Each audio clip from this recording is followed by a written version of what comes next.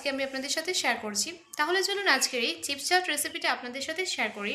প্রথমে একটা বোলের মধ্যে নিয়ে নিলাম চিপস। এখন এই চিপসগুলোকে হাত দিয়ে ভেঙে নিচ্ছি। চিপসগুলোকে কিন্তু একেবারে ছোটো করে ভাঙবো না, আবার বড় রাখবো না। এখন এই চিপসের সাথে বাকি ইনগ্রিডিয়েন্টসগুলো অ্যাড করব। প্রথমে এর মধ্যে দিয়ে দিলাম ভাজা চিড়ে।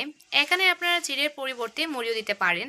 মশলা পিনাট, জুড়ি ভাজা, পেঁয়াজ কুচি, ধনেপাতা কুচি, কাঁচামরিচ কুচি, টমেটো কুচি, চাট মশলা, ভাজা জিরে গুঁড়ো, পরিমাণ মতো লবণ, আর সবশেষে দিয়ে দিলাম মরিচের গুঁড়ো। এটা চাইলে আপনারা অ্যাভয়েড করতে পারেন।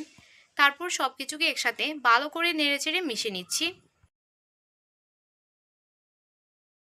তো আমাদের চিপস দিয়ে চাট রেসিপিটা কিন্তু একদম তৈরি। এটা চাইলে আপনারা সন্ধ্যার আড্ডায় রাখতে পারেন।